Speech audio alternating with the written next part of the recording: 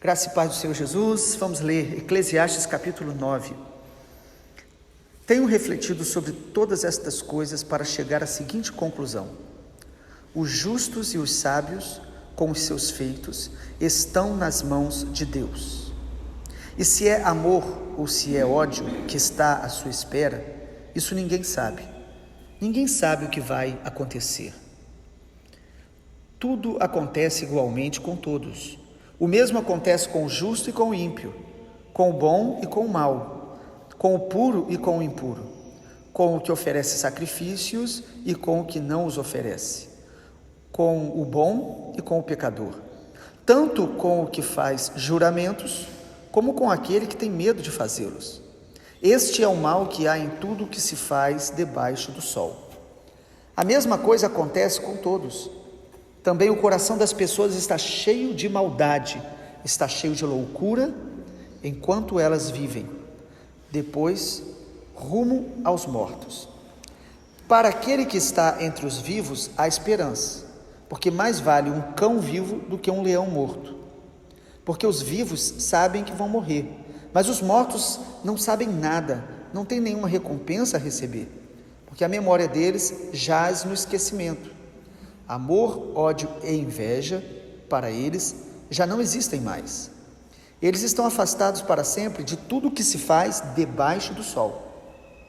Portanto, vá e coma com alegria o seu pão e beba com prazer o seu vinho, pois Deus já se agradou do que você faz. Que as suas vestes sejam sempre brancas e que nunca falte óleo sobre a sua cabeça.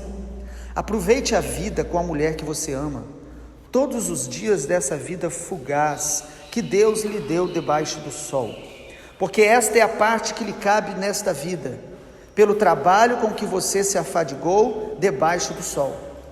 Tudo o que vier às suas mãos para fazer, faça-o conforme as suas forças, porque na sepultura, que é para onde você vai, não há obra, nem projetos, nem conhecimento, nem sabedoria alguma. Vi ainda debaixo do sol que os mais rápidos nem sempre ganham a corrida, que os mais fortes nem sempre vencem a batalha, que os sábios nem sempre têm pão, que os prudentes nem sempre têm riqueza, que os inteligentes nem sempre são honrados, mas que tudo depende do tempo e do acaso, pois ninguém sabe a sua hora. Assim como os peixes que são apanhados na rede traiçoeira e como os pássaros que são pegos na armadilha, assim também os filhos dos homens se enredam no tempo da calamidade, quando esta cai de repente sobre eles. Também vi este exemplo de sabedoria debaixo do sol, que me pareceu excelente. Havia uma pequena cidade onde moravam poucos homens. Um rei poderoso atacou a cidade, sitiou-a e levantou contra ela grandes rampas de ataque. Nessa cidade se encontrava um homem pobre e sábio, que poderia ter livrado a cidade com a sua sabedoria. No entanto, ninguém se lembrou daquele pobre. Então eu concluí que a sabedoria é melhor do que a força, mesmo que a sabedoria do pobre seja desprezada e as suas palavras não sejam ouvidas. As palavras dos sábios, ouvidas em silêncio, valem mais do que os gritos de quem governa entre tolos. Melhor é a sabedoria do que as armas de guerra, mas um só pecador destrói muitas coisas boas. Dentro de Eclesiastes temos percebido que o Espírito Santo nos mostra de maneira clara as desigualdades da vida e as injustiças. Às vezes parece um pouco pessimista, mas a Bíblia deixa muito claro, e nós percebemos isso todos os dias, que o mundo é injusto. Mas o versículo 1 de Eclesiastes 9 nos mostra que, refletindo sobre todas as coisas, o sábio rei Salomão, ele conclui, debaixo da sabedoria de Deus, que apesar de todas as injustiças do mundo, a mão de Deus está sobre todas as coisas. O versículo 1 diz isso. Os justos e os sábios, com os seus feitos, estão nas mãos de Deus. Irmãos, se nós olharmos para a vida sem termos um relacionamento com Deus, sem estarmos cheios da palavra de Deus, isso pode gerar um coração pessimista e fatalista. O que é isso? A gente só consegue enxergar esse mal que realmente existe no mundo, mas também começamos a achar que as coisas acontecem por acaso, ou seja, que há um fatalismo que nós não podemos fugir dele. Mas Eclesiastes 9 nos mostra esta visão de que, como uma rede que apanha os peixes ou os pássaros, todos nós estamos sujeitos a calamidades inesperadas. E toda essa realidade de um mundo injusto pode cegar os nossos olhos espirituais para a realidade espiritual, para a realidade da eternidade, para a soberania de Deus, para a bondade de Deus. E o pior, e que a Bíblia nos avisa tanto, diante das injustiças do mundo, da maldade dos homens, nós podemos começar a achar que não vale a pena preservar uma vida justa, uma vida reta, uma vida obediente a Deus. E o que a gente percebe em Eclesiastes capítulo 9 é que nós somos chamados para preservar os valores de Deus em meio a um mundo injusto. Observe comigo como que esse tema aparece nesse capítulo 9 de Eclesiastes. Em primeiro lugar, a gente percebe que o Senhor está nos dizendo que no meio de toda a injustiça do mundo, nós precisamos preservar um coração que busca agradar a Deus. O versículo de número 7 nos diz: portanto, vá, coma com alegria o seu pão, beba com prazer o seu vinho, pois Deus já se agradou do que você faz. Irmãos, mesmo que o mal parece que atinge a todos, que às vezes o justo, ele é maltratado e injustiçado, o Senhor nos deixa claro que Deus nos ensina a preservar sempre um coração que busca agradá-lo. Agradar a Deus em tudo deve ser algo inegociável, incondicional na nossa vida. Quando a gente vê desigualdade, quando a gente vê injustiça, nós vamos ser tentados a também praticar a injustiça, a também revidar o que as pessoas fazem, às vezes até nos vingar de várias maneiras. Mas o texto está dizendo que nós devemos buscar agradar a Deus, porque quando a gente busca agradar a Deus em tudo que a gente faz, versículo 7, quando Deus se agrada do que a gente faz, nós vamos poder comer e beber com alegria, e nós vamos ter prazer em viver, mesmo diante de um mundo mau, mesmo diante de um mundo que nos assusta com o nível de maldade, de crueldade, de desamor, de indiferença que as pessoas muitas vezes têm, e isto às vezes dentro da nossa própria casa. O Senhor está dizendo: preserve um coração que busca agradar a Deus, busque sempre agradar a Deus, mesmo que você não tenha recompensas momentâneas, resultados que você espera, busque agradar a Deus. E Deus nos prova muitas vezes nisso. Às vezes nós praticamos aquilo que é bom, colhemos coisas tão negativas das pessoas. E o que Deus quer nos ensinar com isso? Que tudo que a gente faz deve visar somente a glória de Deus, mesmo que os homens não nos recompensem. Busque agradar a Deus. Em segundo lugar, o segundo valor que Eclesiastes 9 nos ensina a preservar num mundo tão desigual: preserve a sua vida de consagração a Deus. Versículo 8 diz assim: que as suas vestes sejam sempre brancas, e que nunca falte óleo sobre a sua cabeça. Um símbolo maravilhoso de uma vida consagrada, de santidade. As vestes sejam sempre alvas. Por que isso?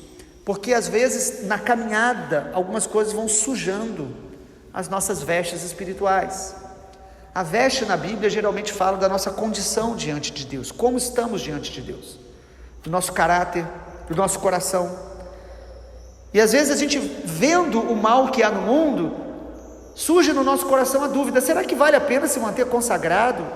Será que vale a pena se manter em santidade? Quantas pessoas praticam o mal e colhem aparentemente coisas muito boas? O Senhor está dizendo: preserve a sua consagração, suas vestes alvas e o óleo sobre a sua cabeça, o símbolo aí da unção de Deus.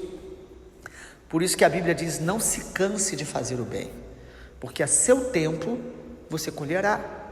E às vezes a colheita não vem realmente neste mundo. A eternidade é a nossa verdadeira colheita, é a colheita que você vai ter por toda a eternidade. Não se compara com esta vida. Eclesiastes nos coloca diante desta realidade de um mundo mau, mas nos coloca diante de um convite constante para que a gente se consagre ainda mais a Deus. Ou seja, o mal que eu vejo, ao invés de me contaminar, deveria me estimular a buscar mais ao Senhor. Se você percebe falta de amor naqueles que estão perto de você, ao invés de você se tornar como eles, você deveria se encher mais da graça de Deus, ser mais cheios do Espírito Santo, do óleo do Senhor, para você amar. A Bíblia diz que o amor se esfriará de quase todos. E hoje, creio eu, que nós podemos dizer: o amor já está se esfriando, ou já se esfriou no coração de muitas pessoas.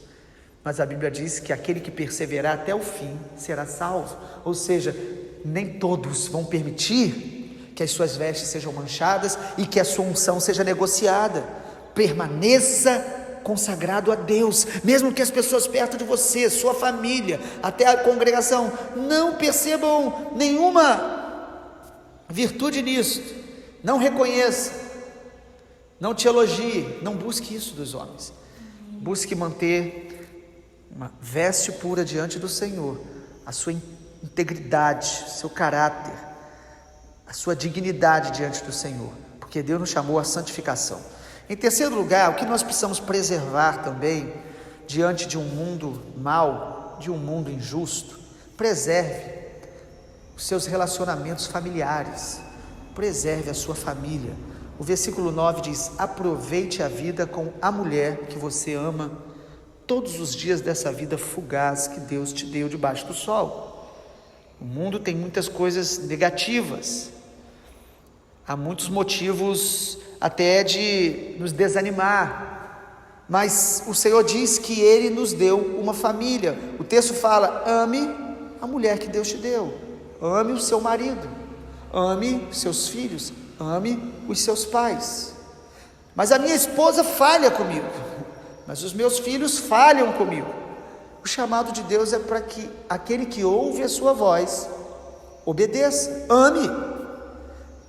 Esse é um valor que nós precisamos preservar e que a sociedade a cada dia está destruindo. No final dos tempos, a Bíblia diz que os filhos se levantarão contra os pais contra os filhos, os inimigos do homem serão os da própria casa. Isso também já está acontecendo. A família tem sido esse alvo de Satanás, que veio para roubar, matar e destruir, que tem deformado a identidade das pessoas. Satanás quer destruir a família porque isso deforma a sua identidade, a nossa capacidade de se relacionar, a nossa capacidade de amar e de receber amor. Isto é edificado e construído nos relacionamentos familiares. E se as nossas famílias não estão nos dando essa base, busque ao Senhor de todo o coração, porque a Bíblia diz que o Espírito Santo, Ele enche o nosso coração de amor. Então, não importa a sua realidade familiar, pessoas são presentes de Deus para nós. Ame as pessoas que estão perto de você, conserve isso, cuide delas, as valorize, desfrute do tempo com elas.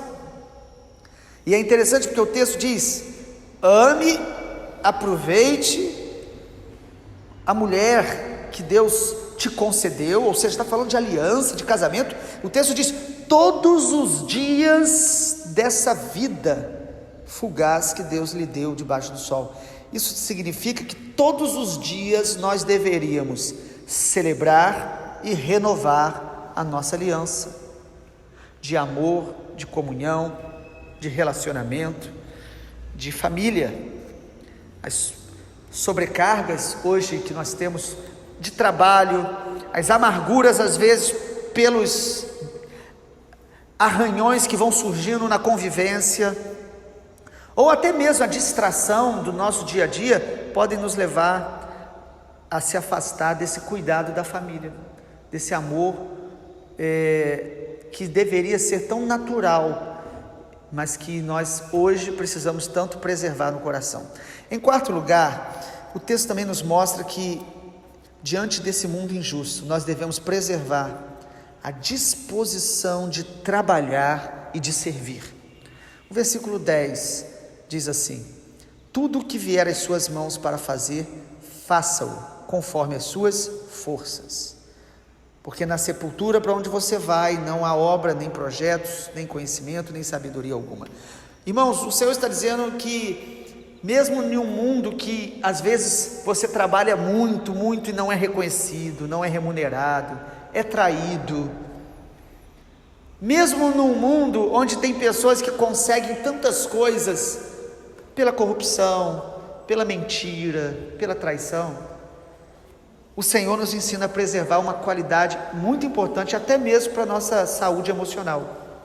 Trabalhe com disposição, seja alguém disposto a servir, a ajudar, não apenas quando você tem um emprego, mas você pode servir inclusive dentro da sua casa, as pessoas que você convive, a congregação que você participa. As pessoas que têm este coração disposto a servir, elas encontram mais alegria, prazer, elas constroem relacionamentos, elas podem e vão ser injustiçadas, muitas vezes vão ser tratadas até com ingratidão por parte de alguns, mas o Senhor está dizendo: tenha um coração disposto a servir e a trabalhar. Ou seja, vença toda procrastinação, toda passividade de ficar adiando sempre e ficar sempre arrumando desculpa para não ajudar. O texto está dizendo o seguinte: trabalhe com alegria, trabalhe com gratidão. Mas as pessoas que eu convivo não merecem. A Bíblia diz: trabalhe como para o Senhor. Quando trabalhamos para o Senhor, nós vamos trabalhar com alegria, com louvor. Se realmente nós queremos viver nesse mundo injusto, sem ser contaminados por ele, nós devemos preservar esse coração disposto a trabalhar, ter iniciativa, pensar sempre no que você pode ajudar aqueles que mais precisam. Irmãos, tudo isso nos preserva. Preservar os valores de Deus no nosso coração é nos preservar da contaminação do mundo. O Senhor Jesus falou sobre os seus discípulos, orando ao Pai, ele disse: eu não peço que os tire do mundo, mas que os livre do mal. Há um mal no mundo que não precisa necessariamente nos contaminar, nos destruir, nos enlouquecer, como a maioria está se perdendo, porque elas percebem o mal ao redor, mas ao invés de edificar uma vida com Deus, que as faça estar cheia do Espírito Santo e não se deixar contaminar por este mundo, muitas pessoas acabam vivendo a realidade da maioria, e muitas se nivelam por baixo. Elas dizem: eu conheço pessoas que estão muito piores do que eu. O Senhor nos chamou para sermos cheios do Espírito Santo num mundo mau, então trabalhe com alegria. E em último lugar, quinto valor que eu percebo que Eclesiastes 9 nos ensina: preserve também no meio deste mundo tão mau a sabedoria e a simplicidade do Evangelho no seu coração. Versículo 13 em diante, há um exemplo para ilustrar tudo isso que o sábio Salomão está falando. Ele diz que havia uma pequena cidade, moravam poucos homens, e veio um poderoso rei atacar aquela cidade. Sitiou, cercou, se preparou para atacar aquela cidade. E nessa cidade tinha um homem, só que o homem era pobre e sábio.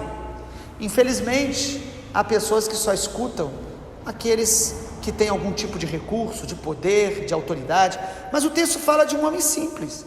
E o texto diz que aquele homem simples e sábio, ele poderia ter livrado a cidade com a sua sabedoria, mas ninguém se lembrou daquele pobre.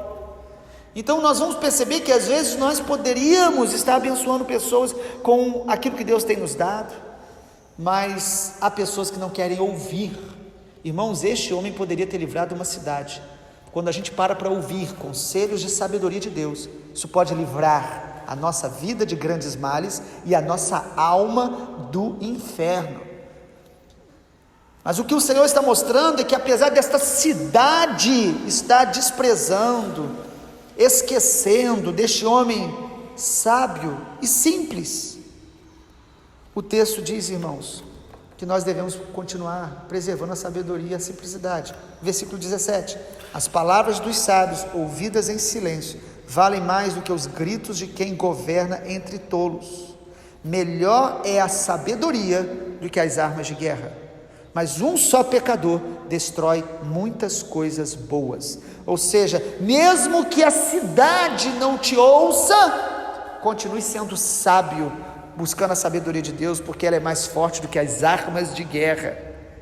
Continue vivendo uma vida de simplicidade que o Evangelho nos ensina, mesmo em meio às injustiças, ingratidão, desprezo, ofensas. Vale a pena preservar uma vida debaixo da sabedoria de Deus, porque o pecado, a Bíblia diz, ele vai destruir muitas coisas boas. Às vezes nós já experimentamos tantas coisas boas da parte de Deus, mas se nos entregarmos a uma vida tola, nós vamos destruindo a obra de Deus em nossa vida, na nossa família e até onde nós estivermos. Que o Senhor tenha misericórdia de nós e nos ensine a preservar os valores espirituais no meio de um mundo injusto. Vamos orar. Pai, obrigado pela Tua palavra graciosa, poderosa, majestosa.